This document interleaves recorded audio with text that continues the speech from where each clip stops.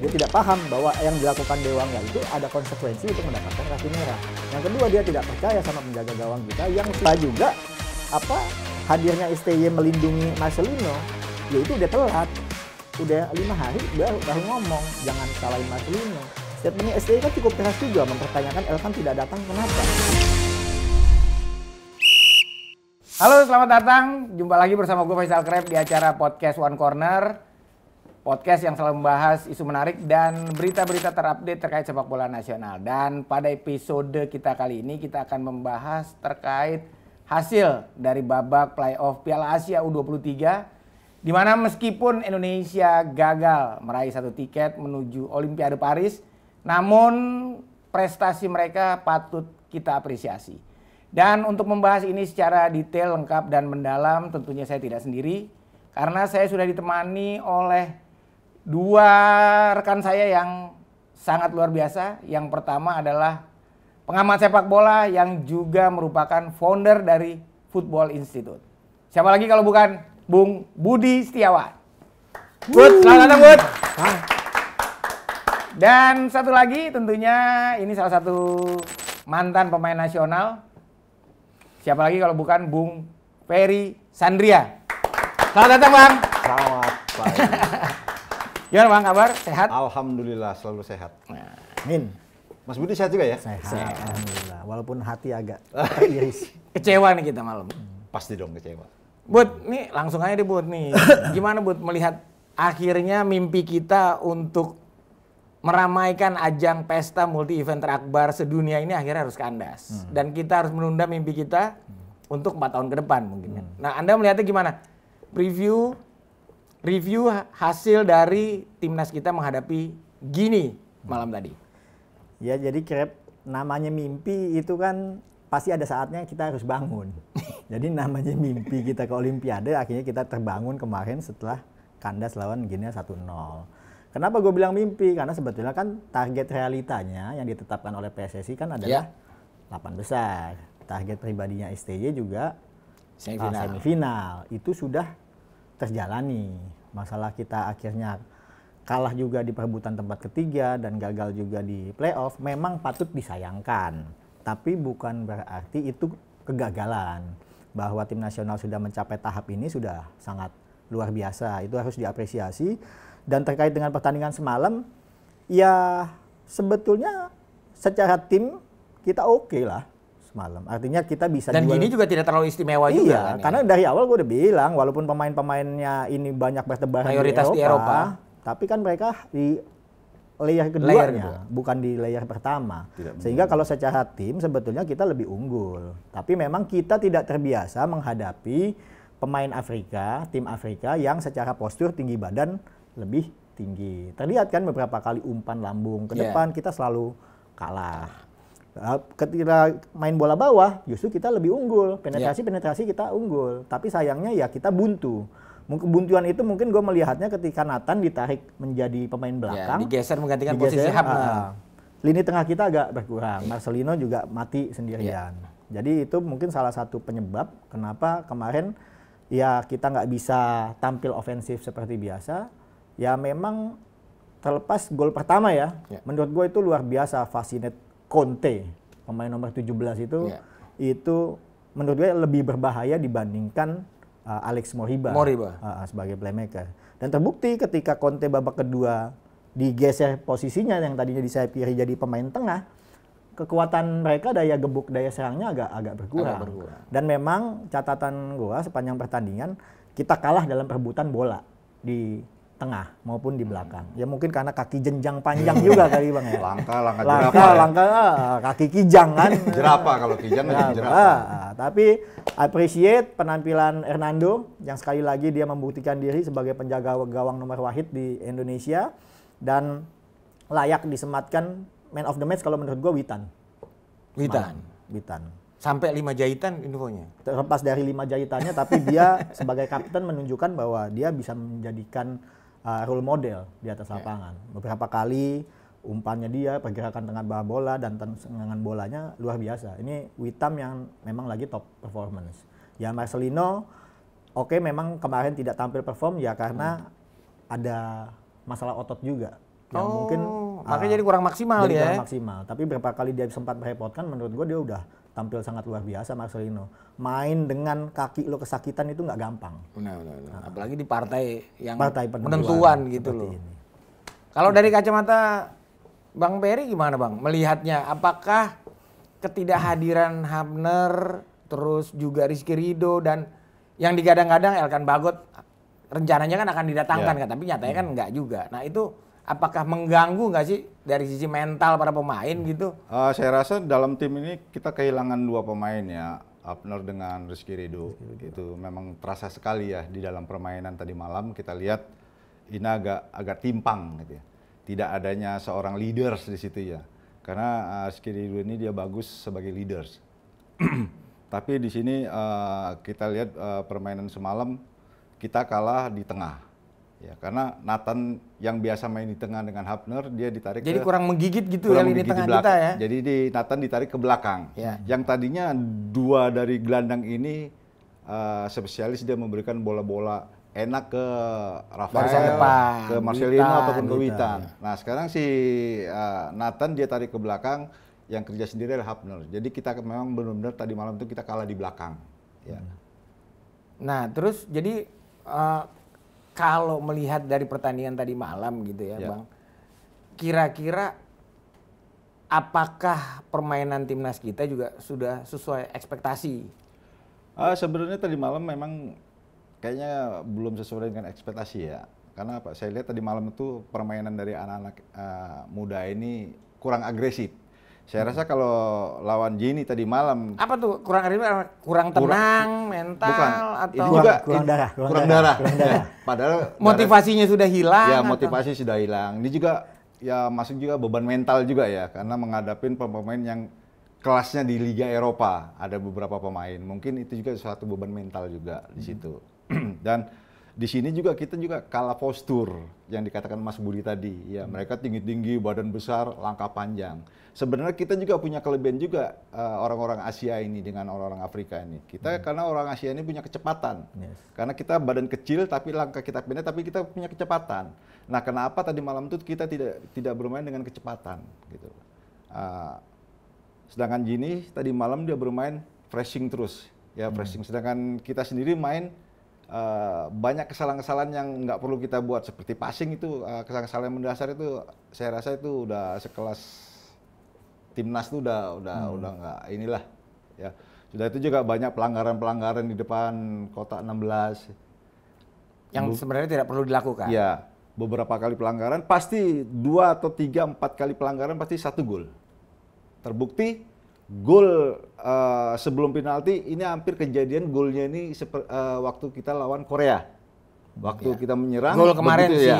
Gini itu sebelum lewat penalti ya, sebelum skema penalti. fast break kan Ya, sebelum dari penalti. sisi kanan pertahanan kita. Waktu kita lawan Korea, kita masih menyerang, serangan balik, Ya. di situ terjadi kita di bawah. Dan pemain belakang kita udah nggak ada lagi, itu cuma Ya. Witan sama Bagas doang kan kemarin Betul. berdua. Waktu lawan Korea kita ada 6 pemain di situ, lawan 2 pemain Korea. Akhirnya terjadi gol yang kedua Korea ya. Nah, semalam juga terjadi. Begitu kita asik menyerang, begitu counter 3 lawan 2. Ya. Alhasil mungkin sengaja atau tidaknya Witan menyenggol pemain di kotak penalti. Ya, Berbuat terjadilah titik putih jadi. titik putih. Nah, Bud, kalau melihat skema yang kemarin diturunkan Sintayong, ada perubahan yang mengejutkan gitu di mana bek kanan akhirnya Bagas Kava yang belum pernah merasakan bermain di Piala Asia akhirnya diturunkan sebagai starter. Nah, mungkin lihatnya gimana? Sama penampilan Dewangga kemarin yang masuk di babak kedua menggantikan Komang. Ya, Gimana, Bud? awal-awal Bagas Kava bagus. Bagus. Awal-awal. Keras. Awal-awal bagus. Cuma setelah terjadi permainan kompak di tengah, kita lihat Bagas agak ketinggalan terus. Iya. Bahkan serangan-serangan dari Gini kan dari Dari- sayap kanan. iya, betul. Presiden Conte bisa melewati pemain bertahan kita, ya itu membuktikan bahwa sisi lemah kita di sebelah kanan. Tapi Guina juga punya kelemahan juga, tapi itu tidak dimaksimalkan Iya. oleh Kelly dan juga pemain di babak kedua. Itu kan bek kirinya Gini kan udah Udah lemes capek ya, itu, betul, bos. Udah nggak kuat Udah itu, ngos-ngosan udah juga ngos-ngosan juga. Jadi walaupun Afrika ternyata ada limitasi stamina juga, tapi itu ya kita nggak bisa manfaatkan itu juga. Yang kedua soal Dewangga, ya Dewangga membuktikan walaupun dia tidak ikut tampil di dalam event resmi Piala Asia U23 karena cedera, dia bisa comeback dengan sangat bagus walaupun akhirnya insiden kotak penalti ya di babak kedua yang menurut gue itu ya harus dilakukan. Dan itu menurut lo tapi nggak penalti kan harusnya? Kalau menurut dari sudut pandang lo gimana kemarin? Menurut pandang gue itu penalti. Oh penalti? Penalti. Kenapa itu harus penalti? Satu, ini bukan masalah kena bola atau tidak kena bola. Ini pelanggaran itu, tackle yang dilakukan Dewangga itu terjadi di kotak penalti. Yang kalau itu dilakukan atau tidak dilakukan, itu posisinya berhadapan, one on one. Antara pemain Gini dengan kiper Hernando. Dan itu besar kemungkinannya terjadi gol. Sehingga wasit menunjuk titik putih itu sangat firm. Jadi kalau ada orang yang menyalahkan wasit atas gol kedua, udah pasti tidak paham law of the Karena game. masalahnya kan Sintayong juga protes keras dan berujung kartu merah buat STY kan pada saat itu. Itu juga konyol juga kalau menurut gua. Nggak usah berlebihan seperti itu. Jadi ceritanya Bagus Kapa ini kena mental juga ya. Iya. Jadi akhirnya kan apa yang dipertontonkan STY dalam pertandingan kemarin, ya akhirnya kan seperti kayak pelatih Liga 1. Yang kalau kalah pertandingan yang nyalain wasit. Dan ini bukan kali pertama. Pertandingan pertama lawan Qatar. Nyalahin wasit. Oke, itu didukung sama semua orang. Lalu pertandingan kedua lawan Uzbekistan juga protes juga soal wasit. Akhirnya akun sosmed wasit digeruduk. Sebelum pertandingan melawan Irak, dia wanti-wanti lagi soal wasit. Sekarang pertandingan keempat, playoff, kalah. Ya karena wasit juga, karena kartu merah. Maksudnya apa? Pesan apa sebetulnya yang ingin disampaikan oleh STY terhadap sepak bola Indonesia? Apakah dengan itu dia menunjukkan, oh iya memang sepak bola Indonesia itu ya protesnya soal wasit aja? Kan nggak begitu dong. Dia ini kan pelatih dunia. Kemarin Bayern Munchen lawan Real Madrid. Lawan Madrid. Itu kan juga dipersoalkan masalah wasit. Tapi Thomas Tuchel juga nggak masalah. Dalam waktu 5 menit loh bisa comeback menang Real Madrid. Jadi bagaimana cara kita merespon sebagai pelatih tim nasional itu sangat penting. Jadi kalau kita hanya berkutat masalah wasit tanpa mau mengakui keunggulan lawan dan tidak mau mengakui kelemahan kita, akhirnya kan tidak ada pesan apapun yang disampaikan kepada publik sepak bola. Rasionalisasinya apa terhadap pertandingan kemarin kalau ujung-ujungnya kita selalu nyalahin wasit? Ya mendingan nggak usah pakai STY kalau kayak begitu. Mohon maaf aja. Tapi kan udah diperpanjang, Ya artinya ini seharusnya menjadi catatan buat PSSI ketika nanti perpanjangan kontrak, masalah tingkah laku, attitude, unprofessional behavior ini harus menjadi catatan loh. Oke, ini yang pertama buat dia dapat kartu merah selama menjadi pelatih tim nasional Indonesia. Tapi dalam event Piala Asia ini udah 4 kali. Jadi menurut itu sangat berlebihan kemarin reaksi dari STY itu. Berlebihan. Itu kan satu, dia sama sekali tidak percaya dong. Dia tidak paham terhadap law of the game. Oke, terlepas tidak ada VAR.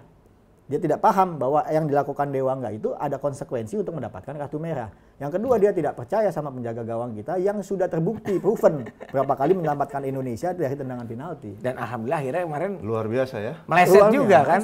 Tiang. Iya, tapi kan itu oke, sangat luar biasa kepercayaan dirinya. Jadi masalah protes berlebihan terhadap wasit ya layak diberikan kartu merah kepada STY. Begitu. Bang Fer, gimana sebagai pemain gitu kan, mantan pemain, melihatnya kemarin penampilan performa kita khususnya lini belakang yang nyatanya juga masih belum menemukan solusi gitu. Dari 7 match yang sudah kita jalani, kan terbukti tuh 6 pertandingan kita selalu kebobolan. Hanya satu kita yang tidak kebobolan pada saat menghadapi Australia. Nah, Bang Beri ngeliatnya gimana? Lini belakang kita. Kalau saya lihat lini belakang, ini permasalahan memang banyak di lini belakang. Banyak gol-gol kesalahan-kesalahan adalah di lini belakang. Ya, beberapa kali kesalahan yang dibuat baik itu Ferrari ataupun Rizky Ridho maupun Komang. Saya rasa ini juga harus dibenahin ini juga perlu catatan juga oleh Coach Sintayong ya, masalah pertahanan ini. Saya rasa kalau soal pertahanan yang pastinya disiplin menjaga lawan, disiplin menjaga daerahnya. Bagaimana agar supaya pemain depan nih biar supaya tidak gampang melewati pemain belakang. Bagaimana caranya? Saya rasa itu Coach Sintayong yang tahu lah. Ya, ya mudah-mudahan untuk kedepannya Sintayong ini bisa merubah bagaimana kedisiplinan seorang pemain belakang untuk menjaga lawan. Nah, nggak, jadi Bang Fer bisa melihat itu apakah Sintayong ini sudah ada memberikan solusi atau misalnya perubahan, karena kan ini kan dari pertandingan dari fase grup kan kita terus nih lini belakang jadi catatan gitu, dan itu nyatanya sampai tadi malam juga kan Masih kebobolan. golnya hampir sama gitu, pemain tidak bisa reading the game, ball watching, akhirnya fast break, kita nggak ada orang di belakang. Nah itu kan gimana catatan secara taktikal lah khususnya. Ya saya rasa kalau pemain belakang itu yang paling penting itu adalah disiplin kita menjaga lawan. Ya bagaimana yang saya tadi katakan, bagaimana pemain depannya agar supaya tidak gampang melewatin pemain belakang. Ini saya lihat pemain-pemain belakang kita ini gampang dilewatin. Sudah gampang dilewatin, kadang ada sedikit suka usil ya. Suka usil karena kita buat pelanggaran. Nah di pertandingan ini kan karena ada VAR. Pelanggaran kecil apapun itu bisa dilihat gitu. Yang kemarin tapi nggak ada. Yang kemarin nggak ada tuh. Itu kenapa tuh Bud yang nggak ada? Kok bisa nggak ada sih? Sementara untuk di pertandingan sepenting itu, walaupun setengah tiket nih perebutannya kan gitu ya. Tapi nggak ada tuh ya. Ya, memang ini agak status pertandingan playoff kemarin itu agak dilematis ya. Artinya ini sebetulnya eventnya FIFA atau eventnya IOC. IOC, karena kan untuk tiket ke Olimpiade. Bahkan penentuan kenapa Paris menjadi tempat venue pertandingannya pun juga itu sampai sekarang kan juga masih misteri. Yang menentukan itu siapa?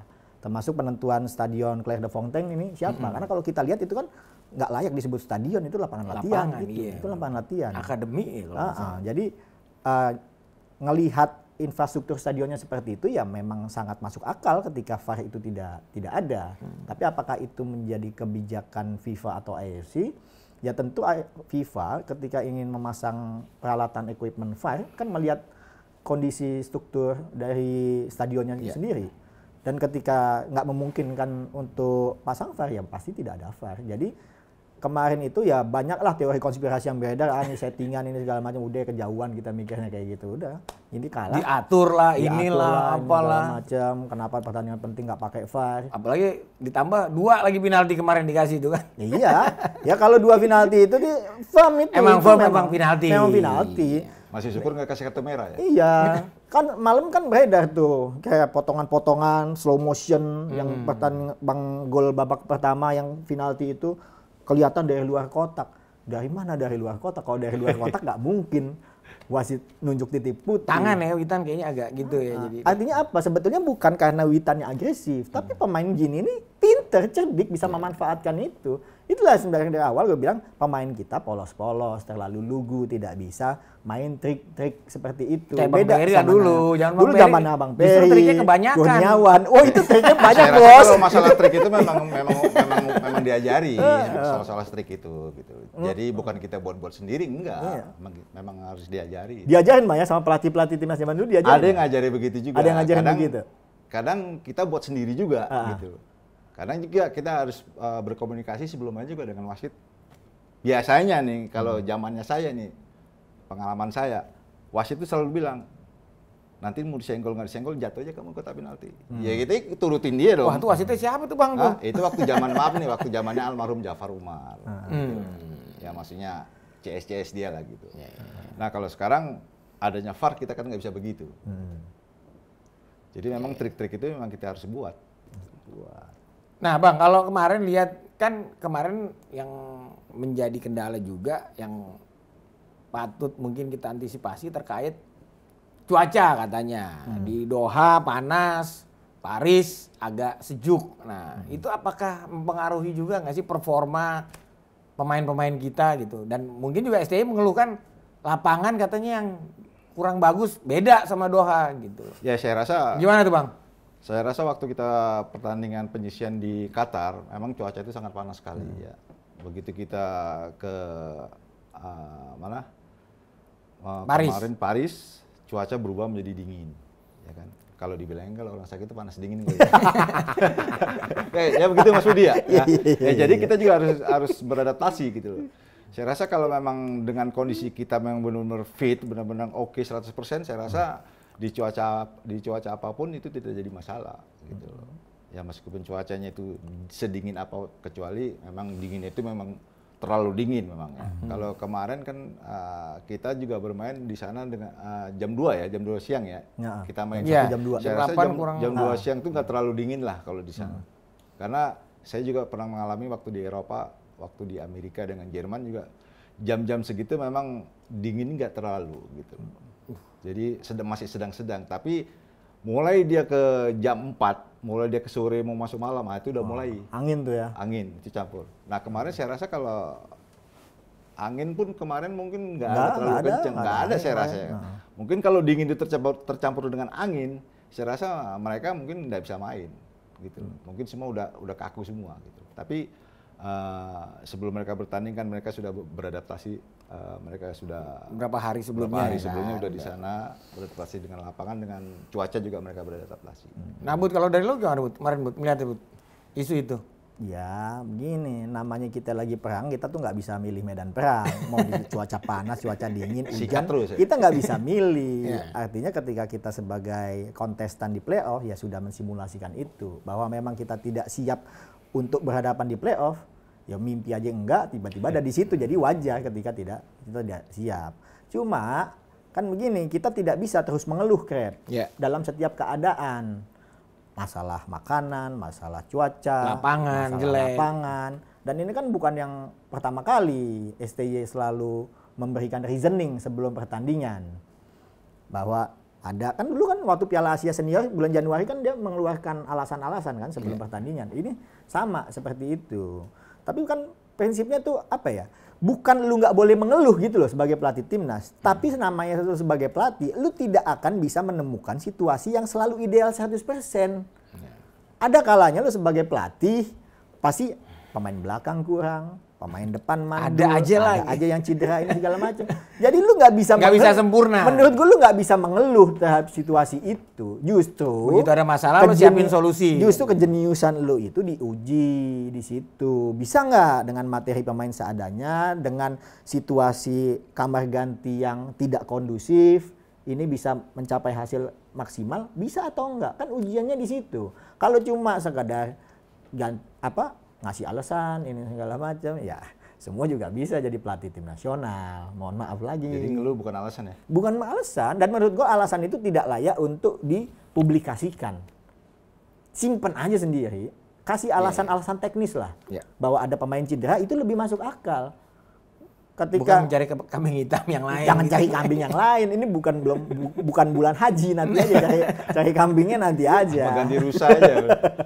Nah, tapi yang Hapner itu gimana tuh, kok bisa akhirnya nggak dikasih gitu, nggak dateng, lobby juga udah dilakukan, tapi nyatanya nggak mampu bisa memboyong Hapner memperkuat tim. Kalau soal Hapner, gue sih mendengar isu. Gimana tuh, coba tuh? Mendengar isu. Bukan masalah tidak diizinkan saja oleh Keiichi Osaka, tapi ada faktor lain yang apa ya? Nggak tahu nih boleh diomongin apa kagak. Ya apa tuh? Cuma kan terakhir kan setelah pertandingan melawan Irak, STY menyalahkan Hapner karena golnya Hapner. Oh jadi dia tersinggung di situ. Ya kalau gue jadi pemainnya tersinggung lah bos. Lo disalahin karena gol itu. Cuma kan orang nggak fokus ke Hapnernya, untungnya. Orang malah nyalain Marcelino-nya karena dianggap egois. Nah itu kan juga tolol juga tuh yang menyalahkan Marcelino. Dan menurut gua juga hadirnya STY melindungi Marcelino, ya itu udah telat. Udah 5 hari baru ngomong jangan salahin Marcelino. Marcelino udah digebukin sama netizen lo udah bonyok udah jangan salahin dia. Udah bonyok ini pemain. Berarti STY cari aman juga dong. Ya jangan begitu dong. Lo kan sebagai pelatih lo harus pasang badan terdepan untuk pemain lo. Ketika pemain lu ada masalah atau dikerjain sama orang, lo harus paling depan. Bukan lo malah menyalahkan Hapner karena gol kemenangan Irak. Tapi terhadap Marcelino dia memberikan perilaku yang berbeda. Walaupun agak telat juga, dilindungi Marcelino. Ini kan jadi masalah. Termasuk Elkan tidak hadir kenapa? Statementnya STY kan cukup keras juga mempertanyakan Elkan tidak datang kenapa? Katanya tidak direspon WhatsApp-nya apanya gitu. Tidak direspon. Ya itu kan lebih gawat lagi kalau sampai pelatih timnas manggil pemain tapi tidak direspon, berarti kan udah nggak ada respect itu pemain. Iya, makanya Pertanyaannya kenapa itu bisa terjadi? Jadi gue melihat ketika kita masuk ke fase playoff ini banyak sekali isu non teknis yang menyebabkan performa kita nih yang nggak bisa maksimal. up and down terus ya. Up and down. Satu, mereka sudah kelelahan fisik dan mental. Kedua, tekanan mereka untuk bisa lolos Olimpiade juga Cukup udah tinggi. This is beyond their limit. Ini udah melampaui limitnya mereka. Belum lagi disalahkan oleh netizen. Overload lah nih ya. Disalahkan oleh pelatih. Dijanjiin bonus yang sampai sekarang belum jelas. Belum cair juga jadinya. Ya kan itu nggak jelas. Kan keringat udah selesai. Menurut nih. gua itu pemberian bonus yang tidak pada waktunya itu penyebab timnas kita berantakan kayak begini nih. Kalau zamannya Bang Per dulu bonus duluan malah harusnya. Jadi kapan nih bonus mau dicairin? Nah itu kan kita tanya itu. Kalau sama zamannya pengusaha-pengusaha saya itu. bicara bonus, selesai main langsung cair. Nah, Jadi keringat kita- belum kering, keringat udah belum dibayar. cair. andukan, Iya. bonus udah cair. Karena kalau kita janji-janji biasanya, maaf. Biasanya kalau orang Melayu ini kalau janji adalah tinggal janji. Sudah omong, kita tagih, entar sok. lupa deh. Lupa. Alhasil apa? Alhasil kita sebagai pemain, males ah. Dibohongin terus katanya. Akhirnya apa? Mental jatuh lagi. Nah, bahaya loh. Udah itu. nggak ada motivasi bermain lagi, udah nggak ada. Mau dipanggil ke tim nasional lagi, males.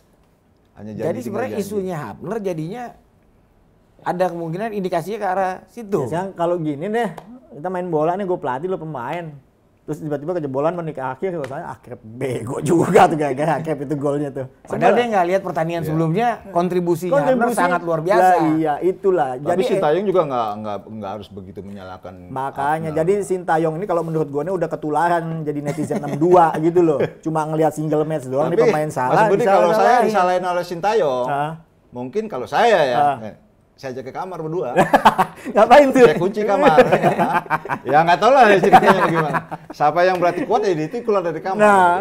Saya rasa itu tidak begitu. Nggak elok ya. Nggak Sebagai pelatih itu tidak bagus. Ya, Dan itu mengakibatkan si Hapner jadinya Menurut gua, ini kan dugaan aja. akhirnya dia nggak ogah lah gitu. Iya. Walaupun sebenarnya izin tuh keluar dari Ya bisa Cerezo. diusahakan sebetulnya kan. Izin itu bisa diusahakan. tidak ada ke pribadi juga. Iya, cuma kalau pemainnya udah kagak mau diizinin segala macam, dicari alasan, Grab. Perut mules lah, kaki cantengan lah, ada aja. Apalagi kira bayarannya agak murah dikit, susah. Itu. Jadi banyak isu lah. Betul. Itu non teknisnya di situ. Nah, kalau dari Bang Peri, secara overall melihat performa timnas kita, sentuhan STY apakah sudah memberikan perubahan bagi timnas kita khususnya di Piala Asia U23 ini? Kalau sentuhan dari STY sendiri, saya lihat perubahan udah cukup signifikan ya. Sudah ada perubahan cara bermainnya juga. Dari segi fisik juga saya lihat timnas U23 kita juga sudah bagus. Dari segi mental juga udah oke. Dari segi permainan juga udah ada perubahan lah gitu Mas Budi ya. Gitu. Jadi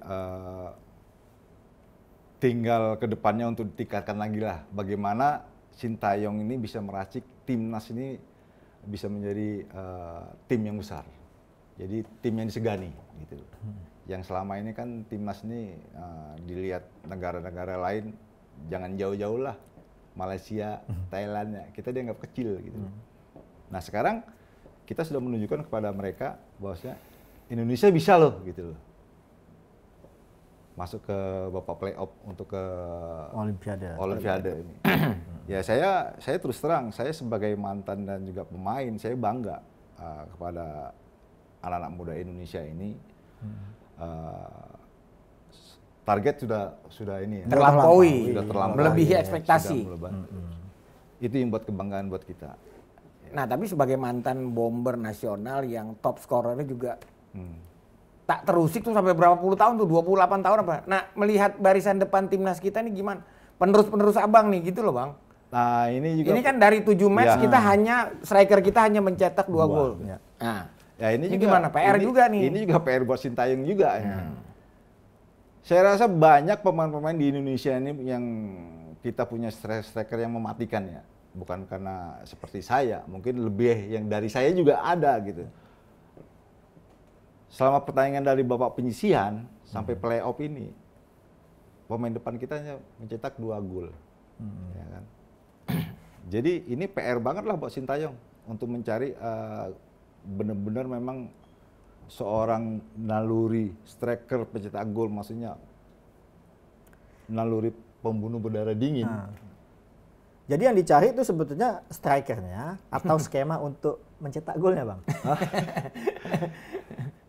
Saya rasa untuk formulasinya atau sosoknya? Sosoknya.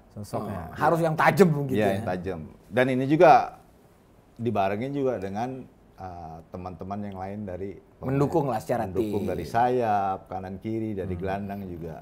Ini juga harus mendukung. Kalau tidak ada dukungan dari rekan-rekan juga, kita sebagai striker juga nggak bisa. Gitu. Dan di sini juga striker juga harus cari, selain dia naluri cetak golnya bagus, dia juga harus pinter, gitu. Pinter dalam arti menempatkan posisi dia sebagai striker. Nah, kalau menurut Abang, Rafael Struijk termasuk pemain yang smart atau gimana? Saya rasa kalau Rafael, kalau saya lihat biasa-biasa aja ya. Dan kalau saya lihat dia tuh bukan maksudnya biasa-biasa ini jauh di bawah Abang dulunya. bukan Jawa. Ya. Kalau catatan gol iya. Kan gitu. Kalau iya kan.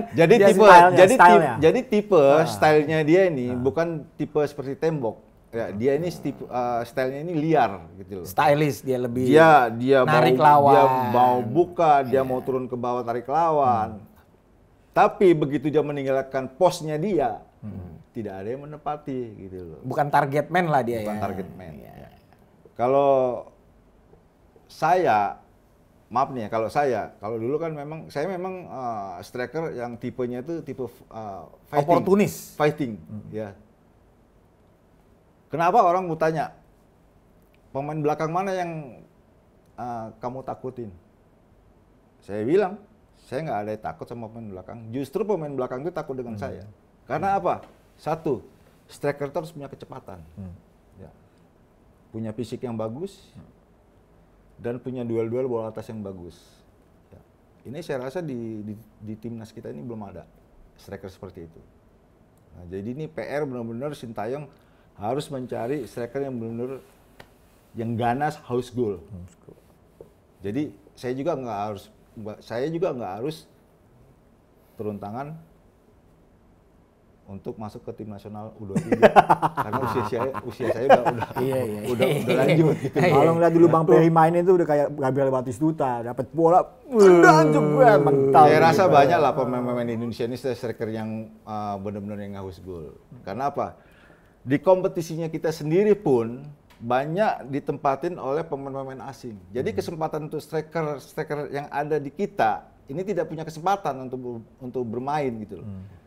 Sekarang yang bermain kalau kita lihat pemain asing. Nah, setelah kompetisi kita lihat siapa cetak gol terbanyak, pemain asing. Siapa pemain terbaik, pemain asing. Nah, ini juga mungkin yang gue mau tanyain ke Budi, kalau kita bicara tim nasional, prestasi kita sudah membuat sejarah baru. Nah, sementara di level kompetisi kita justru kan masih di urutan 6 ASEAN nih, Bud, kalau nggak salah, Bud. Nah, itu gimana tuh, seharusnya kan bersinergi antara kompetisi. Jadi maaf sebenarnya, generasi terakhir ini saya rasa cuma hanya Bambang ya. Di Bambang Pamungkas generasi terakhir sebagai striker di Indonesia maupun di timnas. Gimana tuh, Bud, lo lihat, Bud? Sementara kita kompetisi di... Ya, harus gimana? Menjawabnya agak susah juga karena kan sebetulnya kan tim nasional saat ini itu boleh dibilang ini kan boosting, dapat booster dari luar kan, sehingga memang ketika boosting itu muncul dan bisa naik sampai ke langit ketujuh ini itu nggak bisa kita bandingkan atau nggak bisa kita linearkan antara kompetisi sama tim nasional. Jadi memang butuh waktu untuk liga ini dipoles. Makanya tahun ini nih penting nih untuk melakukan pemolesan Liga Indonesia, baik itu dari sisi kompetisinya, perwasitannya, regulasinya, dari manajemen LIB-nya. Ini kan belum disentuh nih sama ketua umum. Jadi kita tunggu aja. Selama itu belum disentuh ya kita masih anggap ini masih warisan yang lama. Dan gue nggak bisa berkomentar banyak terkait gap itunya yang sedemikian tinggi ya karena memang belum diutak-atik sama PSSI. Jadi rumornya katanya pemain asing untuk kompetisi tahun depan katanya 6 plus 2. Wah, itu ngeri. 7+1 apa 6 plus 2. Nah, jadi untuk kesempatan pemain untuk kita punya sendiri lokal bagaimana? Ya, ini berarti tinggal 3 itu. Untuk di tim inti. Kalau semua satu klub itu memaksimalkan 6 plus 2 itu, berarti kan tinggal 3 pemain lokal aja. Nah, bisa atau enggak? Ya ini kan era globalisasi lah ya. Ya kita nggak bisa cengeng menghadapi situasi ini. Tapi yang penting itu ya harus memberikan ruang juga dong bagi pemain lokal. Jangan kita pikirannya mau naik high level, mungkin Asia buat lolos kuota bermain lawan tim-tim hebat di Asia. Tapi kalau membunuh harapan itu yang nggak boleh. Makanya kebijakan 6 plus 2 itu kalau direalisasikan berarti kan harus ada kebijakan lain yang bisa menumbuh kembangkan kuota pemain lokal, dikasih ruang juga. Atau seperti kebalikan seperti dulu, ya kan, pemain asing hanya 3 boleh main. Bisa sih, itu kan masalah keberanian dari setiap pengelola kompetisi di negaranya masing-masing. Tapi yang menjadi pertimbangan kenapa 6 plus 2 itu ditelurkan, kalau nggak salah itu ya karena untuk memastikan ketika mereka main di misalnya AFC Champions League, di Liga 1, Liga 2 sama AFC Challenge, mereka bisa compete sama peserta-peserta yang lain. Selesai. Nah, masalahnya apakah itu menjadi sebuah jalan satu-satunya atau bukan? Kalau lebih banyak mudorotnya, ya kan harus dipertimbangkan. Jadi Krep bisa juga dikontrak nih hasilnya. Bisa. U50. Bisa. Nah, terus Bud, mungkin overall secara evaluasi tim ini kan suka tidak suka tetap tim ini sangat progres kan gitu ya, dan harus dipertahankan. Nah, mungkin dari lo sendiri secara evaluasi apa yang harus dilakukan oleh federasi Sintayong untuk tetap menjaga performa anak-anak ini supaya tetap terus dia berada di level terbaiknya. Ini kan dalam beberapa tahun terakhir tuh gue melihat ada kesalahan berpikir ya. Dalam mengelola tim nasional setelah mereka tidak bermain lagi. Wah, sayang ini anak-anak ini tidak kumpul lagi dalam satu klub, lalu dimasukin ke dalam satu klub biar mereka bisa ngeblend ini segala macam. Itu pemikiran katrok menurut gua. Itu orang kagak ngerti bola yang mikirnya kayak begitu. Pemain-pemain yang masuk tim nasional itu adalah pemain yang memang sudah top level. Memang mereka sudah lebih dari layak. Jadi mau main dimanapun, mau main sendiri-sendiri atau main rame-rame, memang dasarnya lo jago. Betul. Nah, ini kan untuk bicara masalah sustain tim nasional ini ya harus dilihat dari perjalanannya. Ya. Karena pemain kan resikonya tinggi, Krep. Ada yang cedera, ada yang bisa sembuh dari cedera. Dewa nggak termasuk yang bisa sembuh dari cedera, yang bisa langsung main bisa bagus. Bisa kembali lagi. Tapi kan ada juga yang kasus seperti Evan Dimas, yang habis cedera dia nggak bisa comeback lagi. Banyak yang seperti itu. Pemain top dunia, Ronaldo fenomenon aja juga kayak begitu juga. Jadi umur pemain itu nggak bisa diukur nih 10 tahun, 15 tahun nggak bisa kayak begitu. Tergantung personal masing-masing lah ya, dia bisa menjaga dirinya. Bisa menjaga diri atau enggak. Jadi ukurannya situ. Ketika lu bisa sustain tim nasional ini, ya kan yang kita lihat itu kan tim nasional seniornya. Oke lah, kita butuh untuk usia mudanya karena tim seniornya masih belum bisa didorong menuju yang lebih tinggi, makanya kita memperkuat di tim nasional usia dini, nggak masalah juga. Tapi itu harus diingat bahwa semua yang dilakukan oleh PSSI itu untuk mencapai tim nasional senior, ultimate-nya di timnas senior. Jadi berbagai macam pencapaian, tapi kalau trofi lemari kita kosong, ya itu tidak akan menjadi sebuah pencapaian prestasi yang monumental. Karena momen atau mental juara itu ditentukan dari berapa banyak trofi yang ada di lemari. Kalau ada yang bilang misalnya Thailand saat ini sudah mengasih pemain juniornya untuk ikut AFF, ya udah Indonesia jangan lagi ngincer AFF untuk menjadi ajang pembuktian. Thailand udah berapa kali juara AFF. Jadi makanya dia mengambil pilihan itu. Ini sudah bukan prioritas karena sudah bukan level gue. Indonesia belum ada lemari trofinya. Kita nggak bisa berbangga ketika kita mana lemari trofi lo. Isinya apa? Oh, isinya kita pernah Olimpiade playoff, kita pernah semifinal Piala Asia, finalis, finalis.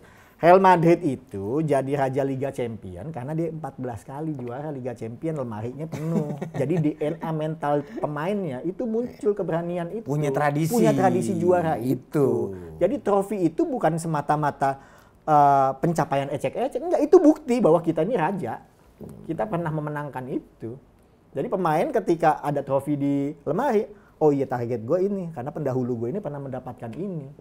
Itu sama kayak anjing ngencingin daerah kan, itu daerah kekuasaan ya, seperti itu. Nggak boleh diganggu. Nggak boleh diganggu. Kalau Bang Mer gimana Bang? Melihat apa kiprah timnas kita lah khususnya U23 ini. Ke depan gimana? Karena kan mayoritas pemain-pemain ini juga dihuni para pemain yang bermain di timnas senior. Ya. Kan gitu. Apalagi kita tanggal 6 nanti menghadapi Irak. Ya saya rasa kalau di timnas memang mereka-mereka ini juga harus perlu dipertahankan. Ya. Kita lihat sampai di mana konsistensinya dia, Pak, selama dia berkarir di sepak bola. Yang dikatakan Mas Budi tadi, ya kalau dia cedera nggak sembuh-sembuh, ya nggak mungkin dia masih timnas, ya kan? Ya kalau dia dari cedera dia bisa sembuh, dia fit kembali, ya boleh dia masuk timnas. Jadi timnas itu tidak ditempatkan oleh pemain-pemain itu aja. Kadang-kadang timnas ini bisa berubah pemain-pemainnya. Ya perubahan itu tidak begitu banyak, mungkin 3 atau 4 pemain itu pasti ada perubahan. Tapi di zamannya saya, waktu zamannya Polosin, setelah kami juara SEA Games waktu itu dirubah total. Jadi pelatih ini mencari lagi pemain untuk tim senior. Alhasil yang selama ini dibuat yang dilatih oleh Polosin itu udah berubah lagi. Karena apa? Udah berubah pemainnya udah berubah gitu loh. Ya setidaknya meskipun ada perubahan di tim nasional ini jangan terlalu banyak lah. 3 atau ya yang fit aja lah, yang tidak fit ya harus digantikan. Ya.